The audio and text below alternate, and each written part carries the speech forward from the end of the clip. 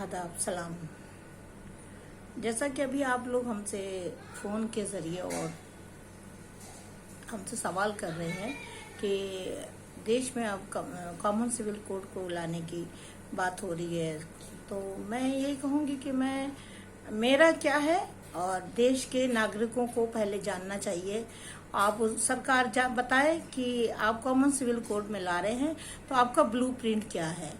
आप common civil code लाने के लिए आपने अपने देश के समाज सेवी हों या जो लीडर हैं, सभी लोगों के सामने आप अपना कॉमन सिविल कोड का जो ब्लू प्रिंट है वो सामने लाएं और दिखाएं, क्योंकि हम लोग भी चाहते हैं कि देश में संविधान जो है वो सभी धर्म व समुदाय के फंडामेंटल राइट्स को पूरी तरह से महफूज रखे और सभी धर्म व समुदाय अपने अपने तरीके से देश की सेवा भी करें और खुश रहें और सुरक्षित रहें और विकास करें।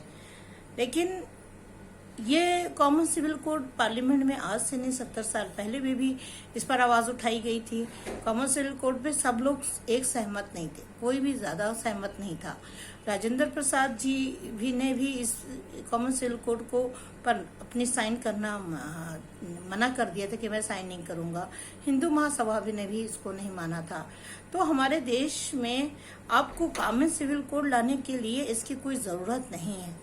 और रहा ये कि अगर आप एक राष्ट्र और एक संविधान की बात कर रहे हैं, तो फिर जो हमारे संविधान में जो राज्यों को अधिकार दिया गया है कि वहाँ के नागरिकों के अधिकारों के लेकर के अगर कोई आप कानून प्रस्ताव पास करते हैं, कोई अधिनियम बना रहे हैं, तो आप आपको अधिकार दिया गया, राज्यों को अधिकार है कि आप कुछ अपने स्टेट्स के हिसाब से नागरिकों के लिए आप कोई भी कानून पास कर सकते हैं।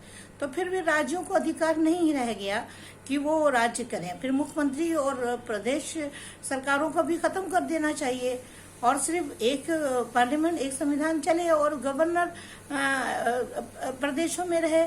तो ये बात समझ में नहीं आती। ग्राउंड रियलिटी कुछ और होगी, हकीकत, जमीनी हकीकत ये नहीं होगी। जिस तरह से संविधान बना था, संविधान में हमारे देश में विभिन्न राज्यों में जैसे गोवा है, असम है, पांडिचेरी है और मिजोरम है, वहाँ पे कई राज्य सरकारों का अलग अलग कानून है। तो वो अपने तरीके से चला रहे हैं और अगर वहाँ के नागरिकों को अपने देश के कोई भी कानून नहीं आ रहा है तो भारत के सर्वोच्च न्यायालय में जा करके अपनी बात रखते हैं या राज्य के उच्च न्यायालय में अपनी बात रखते हैं और अपने तरीके से न्याय मांगते हैं। उनका फंडामेंटल राइट्स है। आप अपने तरीके से अगर इस तरह से ला रहे हैं, किसी को आप विश्वास में ना लेकर के आप कॉमन सिविल कोड पे ला करके एक कानून बना रहे हैं, तो ये थोपना ही हुआ।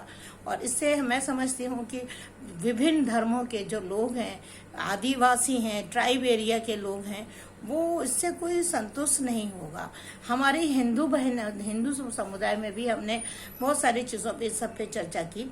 तो वो कहते हैं कि हमारे विवाह की जो रीतियां हैं वो कोई 7 फेरे करके करता है, पंडित जी के वेद उच्चारण के साथ होता है।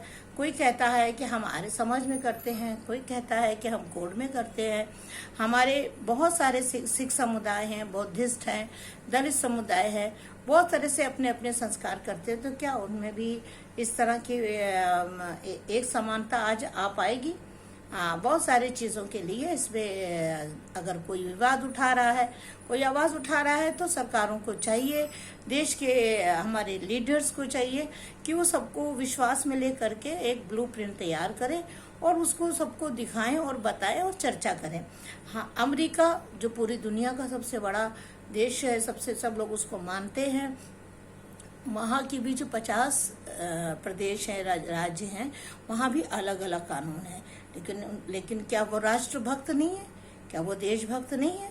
इसलिए ये सारी चीज़ों को समझना पड़ेगा, किसी के फंडामेंटल राइट्स न आहत होने पाए। और हम लोग अपने देश के नागरिक हैं और हम लोगों को अगर मुसलमानों को अगर आप विशेष तौर पे ध्यान दे रहे हैं, विशेष तौर पर आप मुसलमानों के लिए बात कर रहे हैं, तो ये भी ठीक नहीं है। क्योंकि हम लोग देश को, भारत को अपने चॉइस और अपनी पसंद मानते हैं और इसी को ही अपने यहीं जिएंगे, यहीं मरेंगे। अगर देश की आज़ादी में जब बंटवारा हो रहा था तो हम लोग इस्लामी देश पाकिस्तान को नहीं स्वीकार किया, हमने भारत को स्वीकार किया और भारत के संविधान को स्वीकार किया। हमारे लिए भारत का संविधान और भारत सर्वप्रिय है, सर्वश्रेष्ठ है। तो और ये हमारा देश स्वामी विवेकानंद और राम का है। राम को हम इमाम हिंद मानते हैं। इमाम मस्जिद की बात नहीं है, मस्जिद के इमाम वाला इमाम नहीं। इमाम का मतलब होता है, अरबी और उर्दू लफ्ज इमाम का मतलब होता है रहनुमा, रहबर, सरपरस्त और लीडर। तो हम राम को अपना इमाम हिंद मानते हैं, हिंदुस्तान का, भारत का इमाम मानते हैं। और राम को मर्यादा पुरुषोत्तम राम कहा जाता है।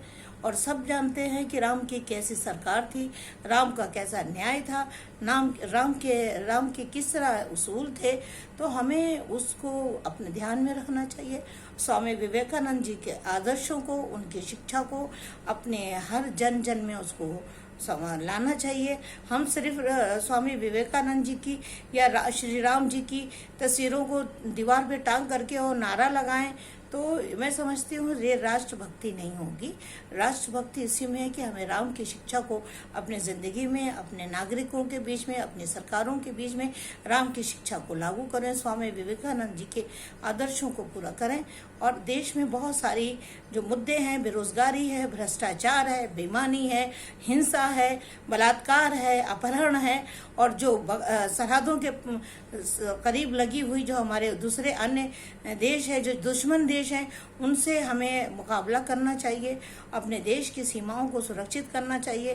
देश के जो हमारे सैनिक हैं उनको अत्याधुनिक हथियार देना चाहिए ताकि हमारे देश की सीमाओं पे को कोई और ना कब्जा करने पाए। ये हमारे देश के विकास और तरक्की होगी, तभी सबका विकास, सबका विश्वास होगा। और इस तरह से देश में किसी तरह का संप्रदायवाद और बंटवारे की अगर मानसिकता होगी तो देश में चिंता बढ़ेगी और देश में असुरक्षा की भावना पैदा होगी। और ये हमारे देश की साझी संस्कृति, राष्ट्रीय एकता और संविधान की मूल आत्मा के खिलाफ है। जय हिंद।